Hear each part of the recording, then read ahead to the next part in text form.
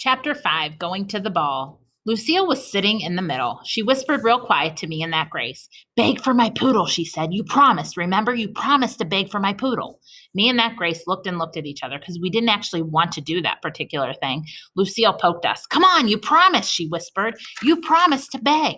I did a sigh, then I thinked about what to say. Finally, I took a deep breath. Hey, Nana, guess what? Lucille wants a poodle, apparently. And so could you buy her one, do you think? I asked. Yeah, could you ask that, Grace? Because she is making us beg you, or else we can't spend the night. Nana's mouth came all the way open. Oh, so that's what this is all about, huh? Well, my granddaughter knows perfectly well that I am allergic to dogs, so you can tell Lucille that a poodle is out of the question, I'm afraid. I patted Lucille, very understanding. A poodle is out of the question, we're afraid, I said. Lucille kicked her feet up and down. Beg harder, she whispered. You have to beg harder. I did a frown. Are you firm on that, Nana? I asked. No poodle, Lucille, said the Nana, very snappish. Lucille kicked her feet some more. I knew that dumb idea wouldn't work, she grouched. Just then the car stopped in front of a big iron gate. Grace's eyes got big and wide. Wow, this gate looks like a castle gate, she said. Lucille smiled a tiny bit. It's not a castle gate, you silly head, Grace, she said. This is the gate to my house. The Nana pushed a button, and the gate opened right in front of our eyes. Hey, that button is like magic, I said. Lucille smiled bigger. After that, the Nana drove a long driveway. She stopped in front of a big, beautiful house. Lucille jumped out of the car and ran inside. Me and that Grace followed after her. And guess what? Lucille's house was even beautifuler on the inside than it was on the out. There was a beautiful long row of stairs and a beautiful big bowl of flowers and a beautiful giant sparkly ceiling light made out of glass. I did a gasp at that glistening thing.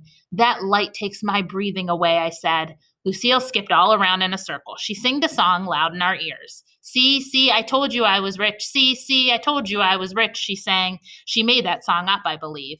After that, she took our hands and showed us all the rooms in her house. She showed us the living room, the dining room, the kitchen, and the big giant patio, and the daddy's office, and the mother's office, and the family room, and the pool room where you play pool, and the outside pool where you swim, and the hot tub, and the library, and the gym, and the Nana's room, and the mother and daddy's room, and the fancy gold bathroom with a jacuzzi, and the brother's room, and a whole bunch of guest rooms. Then finally, Lucille showed us her very own bedroom, and it looked like a bedroom where a princess lived. Lucille's bed had pink frilly roof on top of it. That is called a canopy, she explained. It matches my pink silk draperies and my pink silk bedspread and my pink telephone and my plush pink rug and my wallpaper with pink flowers on it. And see my TV and my stereo and my computer and my CD player? She pointed to the corner. And did you notice all of my big stuffed animals standing over there, she asked. My eyes popped out at those giant guys. The giraffe was even bigger than me. Me and that Grace ran to play with them. No, stop, don't, shouted Lucille. You're not allowed to touch them. They are just for show, huh, said that Grace. What? I said, how come? Because they were expensive. That's how come, she said. Those animals costed Nana a fortune. Oh, I said, kind of disappointed. Oh, said that Grace. We sat down on Lucille's bed.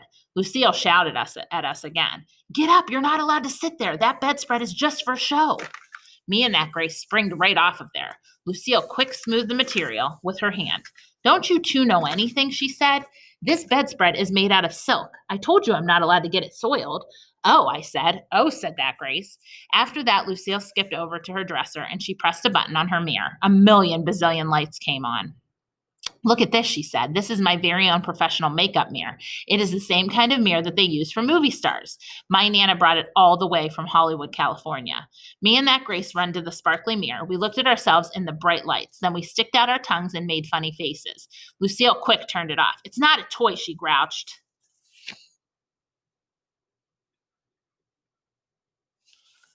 After that, me and that Grace just stood very still and we didn't touch anything.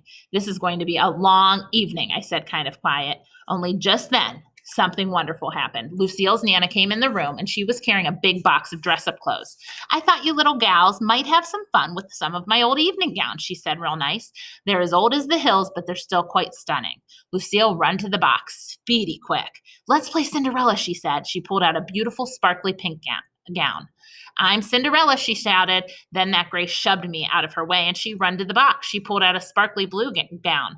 I'm the fairy godmother, she yelled. I did a huffy breath at those two because now I had to be the ugly stepsisters, probably. I bended down and searched through the box very careful. Then all of a sudden, my hands felt something long and silky and softy. I quick pulled it out of there. The Nana's whole face lighted up. Oh my goodness, my old feather boa, she said. Why haven't I seen that thing in years? I danced all around with that lovely thing. I love this, Nana. I love this old feather boa. Just then, another great idea popped in my brain. Hey, I know. I will be the famous singer that sings at Cinderella's ball. Lucille and Grace looked funny at me. What singer? Said Lucille. There's no singer, said that Grace. I stomped my foot at them. Yes, there is. There is too a singer, and I am her, and my name is Florence, the famous singer, and I will be performing show tunes from the hit musical Annie. So there. Lucille and Grace shrugged their shoulders at me. Then they dressed up in their beautiful gowns, and they went to the ball, and I sang, "The sun will come out tomorrow."